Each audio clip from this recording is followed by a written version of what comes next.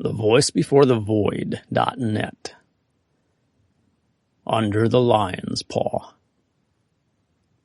by Hamlin Garland. Read by The Voice Before the Void.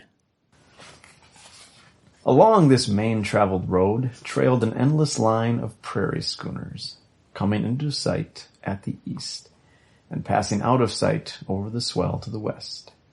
We children used to wonder where they were going and why they went.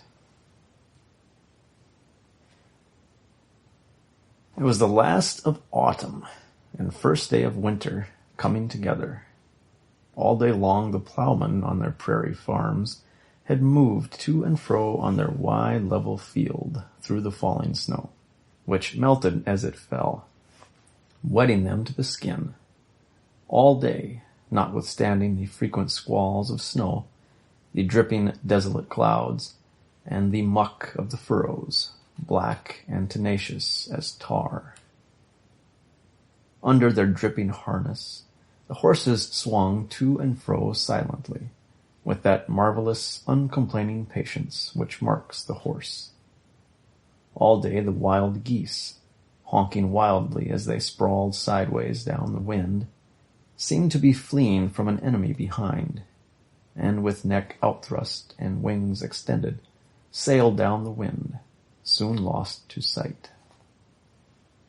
Yet the plowman behind his plow, though the snow lay on his ragged greatcoat, and the cold clinging mud rose on his heavy boots, fettering him like gyves, whistled in the very beard of the gale.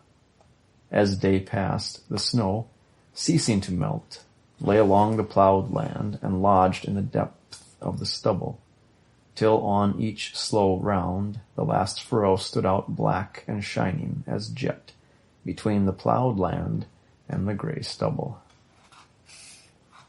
When night began to fall, and the geese, flying low, began to alight invisibly in the near cornfield, Stephen Counsell was still at work finishing a land. He rode on his sulky plow when going with the wind, but walked when facing it.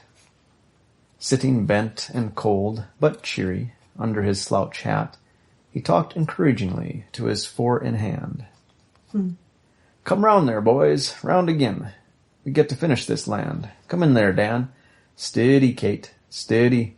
None of your tantrums, Kitty. It's pretty tough, but gotta be did. Tick, step along, Pete. Don't let Kate get to your single tree on the wheel. Once more." They seemed to know what he meant, and that this was the last round, for they worked with greater vigor than before. "Once more, boys, and says I oats, and a nice warm stall and sleep for all." By the time the last furrow was turned on the land, it was too dark to see the house, and the snow changing to rain again. The tired and hungry man could see the light from the kitchen shining through the leafless hedge, and lifting a great shout, he yelled, "Supper for half a dozen." It was nearly 8 o'clock by the time he had finished his chores and started for supper. He was picking his way carefully through the mud when the tall form of a man loomed up before him with a premonitory cough. "What do you want?" was the rather startled question of the farmer. "Well, you see," began the stranger in a deprecating tone, "we'd like to get in for the night. We've tried every house for the last 2 miles, but they hadn't any room for us. My wife's just about sick, and the children are cold and hungry." "Oh, you want to stay all night, eh?" "Yes, sir. It'd be a great Well, I don't make it a practice to turn anybody away hungry, not on such nights as this. Drive right in. We ain't got much, but such as it is." But the stranger had disappeared, and soon his steaming, weary team, with drooping heads and swinging singletrees, moved past the well to the block beside the path. Counsell stood at the side of the schooner and helped the children out, 2 little half-sleeping children, and then a small woman with a babe in her arms. "There you go," he shouted joyfully to the children. "Now we're all right. Run right along to the house there and tell Ma'am Counsell you want something to eat. Right this way, miss. Keep right off to the right there. I'll go and get a lantern. Come," he said to the dazed and silent group at his side. "Mother," he shouted as he neared the fragrant and warmly lighted kitchen, "here are some wayfarers and folks who need something to eat and a place to snooze." He ended by pushing them all in. Mrs. Council, a large, jolly, rather coarse-looking woman, took the children in her arms. "Come right in, you little rabbits. Most asleep, eh? Now here's a drink of milk for each of you. I'll have you some tea in a minute. Take off your things and set up to the fire." While she set the children to drinking milk, Council got out his lantern and went out to the barn to help the stranger about his team, where his loud, hearty voice could be heard as it came and went between the hay mow and the stalls. The woman came to light as a small, timid, and discouraged-looking woman, but still pretty, in a thin and sorrowful way. "Land's sakes, and you've traveled all the way from Clear Lake today in this mud? Wall, no wonder you're all tired out. Don't wait for the men, miss." She hesitated, waiting for the name. "Haskins. Miss Haskins, sit right up to the table and take a good swig of tea, whilst I make you some toast. It's green tea and it's good. I tell Council as I get older I don't seem to enjoy young hyson or gunpowder. I want the real green tea, just as it comes off from the vines. Seems to have more heart in it some way. Don't suppose it has. Council says it's all in my eye." Going on in this easy way, she soon had the children filled with bread and milk, and the woman thoroughly at home, eating some toast and sweet melon pickles and sipping the tea. "See the little rats," she laughed at the children. "They're full as they can stick now, and they want to go to bed. Now don't get up, Miss Haskins. Sit right where you are and let me look after 'em. I know all about young'uns, though I am all alone now. Jane went and married last fall. But, as I tell Council, it's lucky we keep our health. Sit right there, Miss Haskins. I won't have you stir a finger." It was an unmeasured pleasure to sit there in the warm, homely kitchen, the jovial chatter of the housewife driving out and holding at bay the growl of the impotent, cheated wind. The little woman's eyes filled with tears which fell down upon the sleeping baby in her arms. The world was not so desolate and cold and hopeless after all. "Now I hope Council won't stop out there and talk politics all night. He's the greatest man to talk politics and read the Tribune. How old is it?" She broke off and peered down at the face of the babe. 2 months and 5 days, said the mother, with a mother's exactness. "You don't say. I want to know. The dear little putsy-wutsy," she went on, stirring it up in the neighborhood of the ribs with her fat forefinger. "Pretty tough on you to go gallivanting cross lots this way." "Yes, that's so. A man can't lift a mountain," said Council, entering the door. "Sarah, this is Mr. Haskins from Kansas. He's been eat up and drove out by grasshoppers." "Glad to see you. Pa, empty that wash basin and give him a chance to wash." Haskins was a tall man with a thin, gloomy face. His hair was a reddish brown, like his coat, and seemed equally faded by the wind and sun. And his sallow face, though hard and set, was pathetic somehow. You would have felt that he had suffered much by the line of his mouth showing under his thin yellow mustache. "Hain't I got home yet, Sary?" "Hain't seen him." "Wall, set right up, Mr. Haskins. Wade right into what we've got. 'Tain't much, but we can manage to live on it. She gets fat on it," laughed Council, pointing his thumb at his wife. After supper, while the women put the children to bed, Haskins and Council talked on, seated near the huge cooking stove, the steam rising from their wet clothing. In the Western fashion, Council told as much of his own life as he drew from his guest. He asked but few questions, but by and by the story of Haskins' struggles and defeat came out. The story was a terrible one, but he told it quietly, seated with his elbows on his knees, gazing most of the time at the hearth. "I didn't like the looks of the country anyhow," Haskins said, partly rising and glancing at his wife. "I was used to northern Indiana, where we have lots of timber and lots of rain, and I didn't like the looks of that dry prairie. What galled me the worst was going so far away across so much fine land laying all through here vacant." "And the hoppers eat you 4 years hand running, did they?" "Eat? They wiped us out.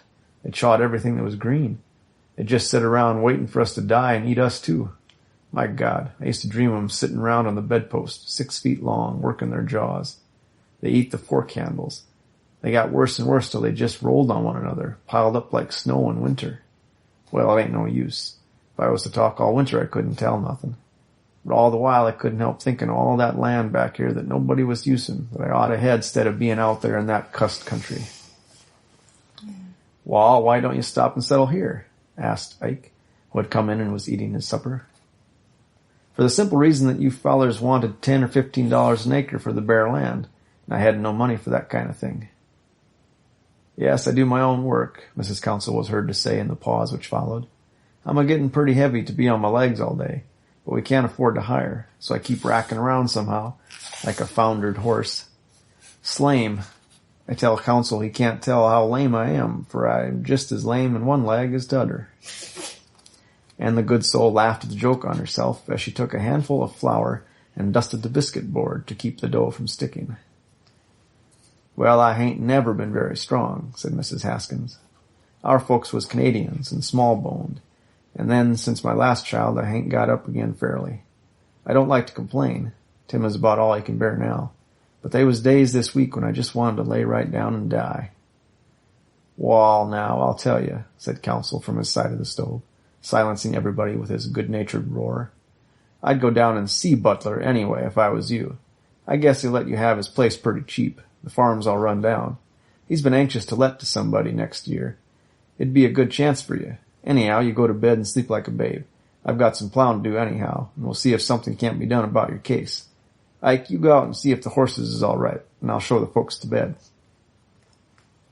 When the tired husband and wife were lying under the generous quilts of the spare bed, Haskins listened a moment to the wind in the eaves, and then said with a slow and solemn tone, There are people in this world who are good enough to be angels, and only have to die to be angels. 2. Jim Butler was one of those men called in the West land poor. Early in the history of Rock River, he had come into the town and started in the grocery business in a small way, occupying a small building in a mean part of the town. At this period of his life he earned all he got, and was up early and late, sorting beans, working over butter, and carting his goods to and from the station. But a change came over him at the end of the second year, when he sold a lot of land for 4 times what he paid for it. From that time forward, he believed in land speculation as the surest way of getting rich. Every cent he could save or spare from his trade he put into land at forced sale or mortgages on land, which were just as good as the wheat, he was accustomed to say. Farm after farm fell into his hands, until he was recognized as one of the leading landowners of the county. His mortgages were scattered all over Cedar County, and as they slowly but surely fell in, he sought usually to retain the former owner as tenant. He was not ready to foreclose. Indeed, he had the name of being one of the easiest men in the town. He let the debtor off again and again, extending the time whenever possible. I don't want your land, he said. All I'm after is the interest on my money, that's all. Now, if you want to stay on the farm, why, I'll give you a good chance. I can't have the land lying vacant. And in many cases, the owner remained as tenant. In the meantime, he had sold his store. He couldn't spend time in it. He was mainly occupied now with sitting around town on rainy days, smoking and gassing with the boys, or in riding to and from his farms. In fishing time, he fished a good deal.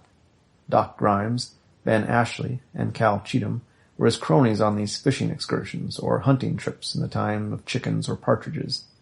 In winter, they went to northern Wisconsin to shoot deer.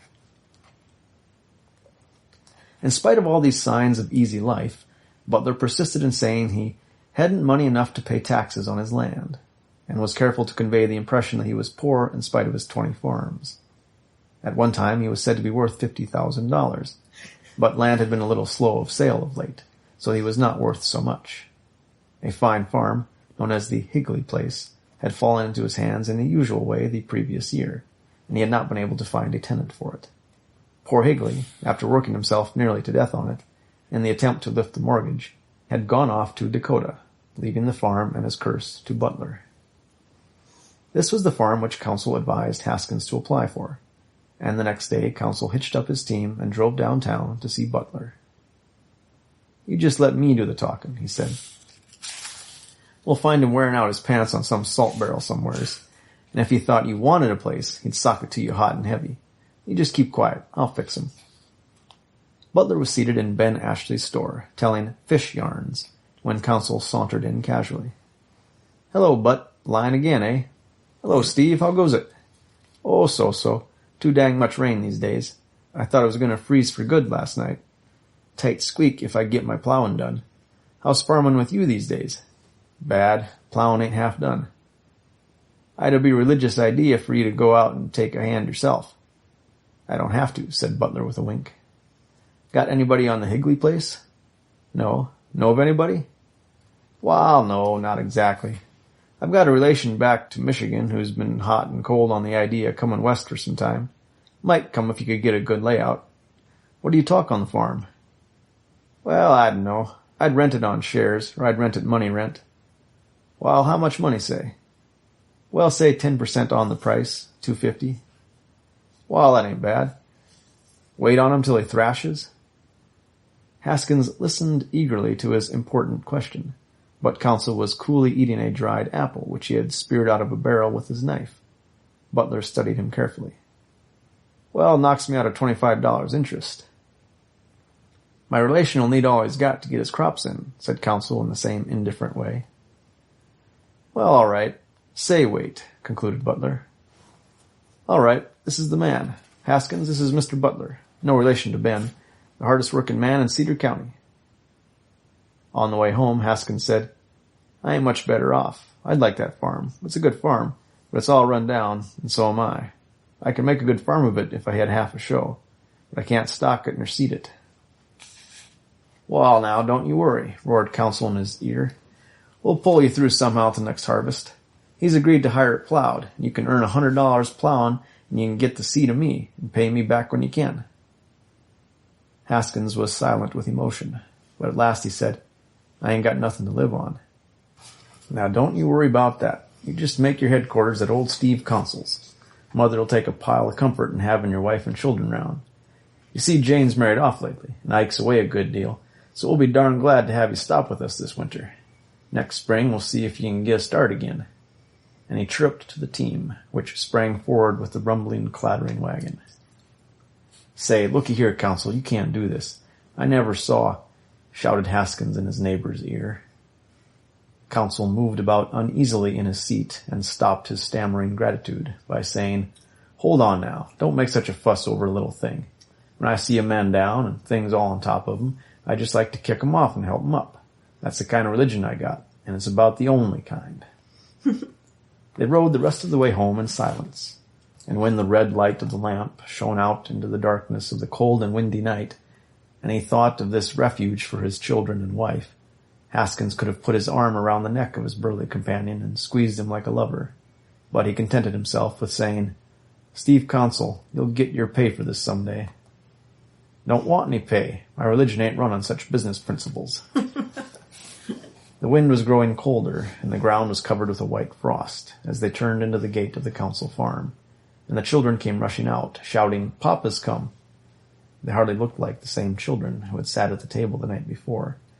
Their torpidity, under the influence of sunshine and Mother Counsel, had given way to a sort of spasmodic cheerfulness, as insects in winter revive when laid on the earth.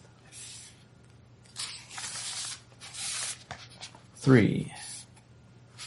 Haskins worked like a fiend, and his wife, like the heroic woman that she was, bore also uncomplainingly the most terrible burdens. They rose early and toiled without intermission till the darkness fell on the plain, then tumbled into bed, every bone and muscle aching with fatigue, to rise with the sun next morning to the same round of the same ferocity of labor. The eldest boy, now 9 years old, drove a team all through the spring, plowing and seeding, milked the cows, and did chores innumerable, in most ways taking the place of a man. An infinitely pathetic but common figure, this boy, on the American farm, where there is no law against child labor. To see him in his coarse clothing, his huge boots, and his ragged cap, as he staggered with a pail of water from the well, or trudged in the cold and cheerless dawn out into the frosty field behind his team, gave the city-bred visitor a sharp pang of sympathetic pain. Yet Haskins loved his boy, and would have saved him from this if he could, but he could not. By June the first year, the result of such Herculean toil began to show on the farm. The yard was cleaned up and sown to grass, the garden plowed and planted, and the house mended. Council had given them 4 of his cows. "Take 'em and run 'em on shares. I don't want to milk so many. Ike's away so much now, Saturdays and Sundays, I can't stand the bother anyhow." Other men, seeing the confidence of Council in the newcomer, had sold him tools on time, and as he was really an able farmer, he soon had round him many evidences of his care and thrift. At the advice of Council, he had taken the farm for 3 years, with the privilege of re-renting or buying at the end of the term. "It's a good bargain, and you want to nail it," said Council. "If you have any kind of crop, you can pay your debts and keep seed and bread." The new hope which now sprang up in the heart of Haskins and his wife grew great, almost as a pain, by the time the wide field of wheat began to wave and rustle and swirl in the winds of July. Day after day he would snatch a few moments after supper to go and look at it. "Have you seen the wheat today, Nettie?" he asked one night as he rose from supper. "No, Tim, I ain't had time." "Well, take time now. Let's go look at it." She threw an old hat on her head, Tommy's hat, and looking almost pretty in her thin, sad way, went out with her husband to the hedge. "Ain't it grand, Nettie? Just look at it." It was grand. Level, russet here and there, heavy-headed, wide as a lake, and full of multitudinous whispers and gleams of wealth, it stretched away before the gazers like the fabled field of the cloth of gold. "Oh, I hope we'll have a good crop, Tim. And oh, how good the people have been to us." "Yes, I don't know where we'd be today if it hadn't been for Council and his wife." "They're the best people in the world," said the little woman with a great sob of gratitude. "We'll be in the field on Monday, sure," said Haskins, gripping the rail on the fence as if already at the work of the harvest. The harvest came, bounteous, glorious, but the winds came and blew it into tangles, and the rain matted it here and there close to the ground, increasing the work of gathering it threefold. Oh, how they toiled in those glorious days, clothing dripping with sweat, arms aching, filled with briars, fingers raw and bleeding, backs broken with the weight of heavy bundles. Haskins and his man toiled on. Tommy drove the harvester, while his father and a hired man bound on the machine. In this way they cut 10 acres every day, and almost every night after supper, when the hand went to bed, Haskins returned to the field, shocking the bound grain in the light of the moon. Many a night he worked till his anxious wife came out to call him in to rest and lunch. At the same time she cooked for the men, took care of the children, washed and ironed, milked the cows at night, made the butter, and sometimes fed the horses and watered them, while her husband kept at the shocking. No slave in the Roman galleys could have toiled so frightfully and lived, for this man thought himself a free man, and that he was working for his wife and babes. When he sank into his bed with a deep groan of relief, too tired to change his grimy, dripping clothing, he felt that he was getting nearer and nearer to a home of his own, and pushing the wolf of want a little farther from his door. There is no despair so deep as the despair of a homeless man or woman. To roam the roads of the country or the streets of the city, to feel there is no rood of ground on which the feet can rest, to halt weary and hungry outside lighted windows and hear laughter and song within. These are the hungers and rebellions that drive men to crime and women to shame. It was the memory of this homelessness and the fear of its coming again that spurred Timothy Haskins and Nettie, his wife, to such ferocious labor during that first year. 4. Yes, first rate," said Butler as his eye took in the great garden, the pig pen, and the well-filled barnyard. "You're getting quite a stock around here. Done well, eh?" Haskins was showing Butler around the place. He had not seen it for a year, having spent the year in Washington and Boston with Ashley, his brother-in-law, who had been elected to Congress. "Yes, I've laid out a good deal of money during the last 3 years. I've paid out $300 for fencing." I see, said Butler while Haskins went on. "The kitchen there cost $200. The barn ain't cost much in money, but I've put a lot of time on it. I've dug a new well, and Yes, I see. You've done well. "Stock worth $1,000, said Butler, picking his teeth with a straw. "About that," said Haskins modestly. "We begin to feel as if we was getting a home for ourselves, but we've worked hard. I tell you, we begin to feel it, Mr. Butler, and we're going to begin to ease up pretty soon. We've been kind of planning a trip back to her folks after the fall plowing's done." "Exactly," said Butler, who was evidently thinking of something else. "I suppose you've kind of calculated on staying here 3 years more." "Well, yes. Fact is, I think I can buy the farm this fall, and if you'll give me a reasonable show." "Mm-hmm. What do you call a reasonable show?" "Wall, say a quarter down in 3 years' time." Butler looked at the huge stacks of wheat which filled the yard, over which the chickens were fluttering and crawling, catching grasshoppers, and out of which the crickets were singing innumerably. He smiled in a peculiar way as he said, "Oh, I won't be hard on you. But what do you expect to pay for the place?" "Why, about what you offered it for before, $2,500, or possibly the $3,000, he added quickly as he saw the owner shake his head. "This farm is worth $5,500, said Butler in a careless but decided voice. "What?" almost shrieked the astounded Haskins. "What's that? 5,000? Why, that's double what you offered it for 3 years ago." "Of course, and it's worth it. It was all run down then. Now it's in good shape. You've laid out $1,500 in improvements, according to your own story." "But you had nothing to do about that. It's my work and my money." "You bet it was, but it's my land." "What's to pay me for all my—" "And you had the use of them?" replied Butler, smiling calmly into his face. Haskins was like a man struck on the head with a sandbag. He couldn't think. He stammered as he tried to say, "But I never did get the use—" "You'd robbed me. More than that, you agreed. You promised that I could buy or rent at the end of 3 years at—" "That's all right, but I didn't say I'd let you carry off the improvements, nor that I'd go on renting the farm at $250. The land has doubled in value. It don't matter how. It don't enter into the question. And now you can pay me $500 a year rent, or take it on your own terms at $5,500, or get out." He was turning away when Haskins, the sweat pouring from his face, fronted him, saying again, "But you've done nothing to make it so. You ain't had it a cent. I put it all there myself, expecting to buy. I worked and sweat to improve it. I was working for myself and Babes." "Well, why didn't you buy when I offered to sell? What are you kicking about?" "I'm kicking about paying you twice for my own things, my own fences, my own kitchen, my own garden." Butler laughed. "You're too green to eat, young feller. Your improvements. The law will sing another tune." "But I trusted your word." "Never trust anybody, my friend. Besides, I didn't promise not to do this thing." "Why, man, don't look at me like that. Don't take me for a thief. It's the law. The regular thing. Everybody does it." "I don't care if they do. It's stealing just the same. You take $3,000 of my money, the work of my hands and my wife's."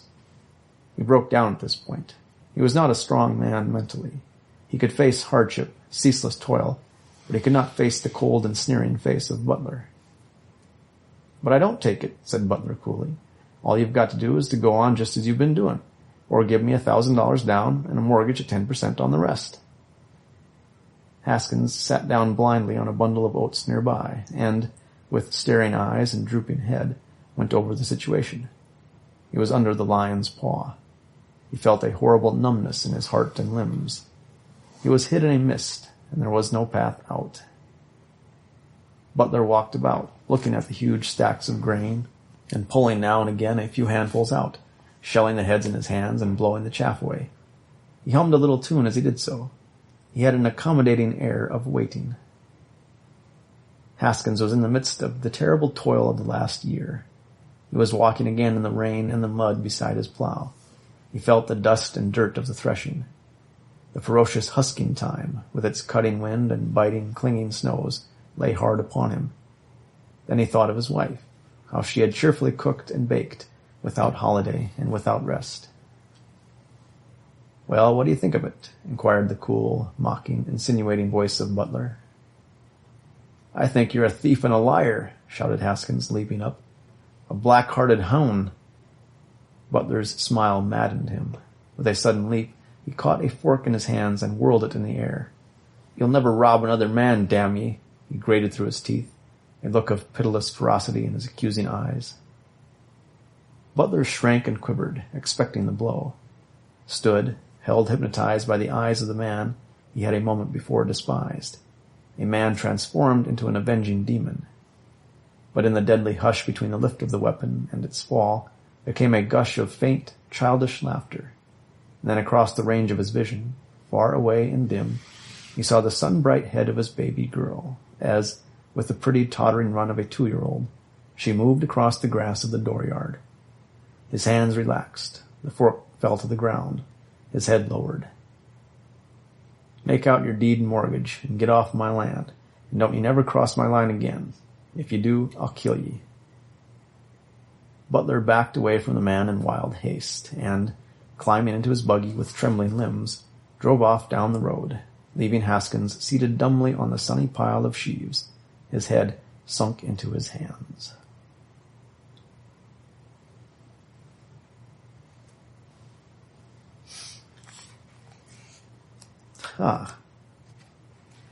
Interesting story. Is it over? That's it? That's the story. Yeah. That's all we're going to ever know? It's a complete story. That's really good, and it's really sad.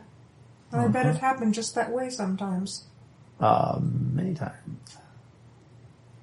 That's exactly it. Yeah, the law is exactly that. Wow. Huh. Yeah, the law protects the property owners. Well, that's because the laws are written by the property owners. Yeah, because it is a capitalist system full of exploitation. And the Soviets really fixed that. There's all the other stuff they couldn't fix. Well, yeah, true. Yeah. I mean, yeah, it could be avoided. Yeah, it was just a naivete, right? Because that can all enter into the negotiations. You could have negotiated as far as the improvements of the land. Yeah. But he took it on a...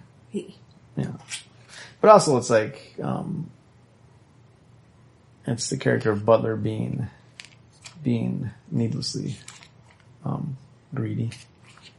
Because, I mean, it's just as easy for someone to agree to sell at a different price. Out of decency. Because the thing is, too, like, there are social considerations there, because if you're an asshole in a community, a small community long enough, eventually you get run out of the community, so. Not if you own the community, though. Even then.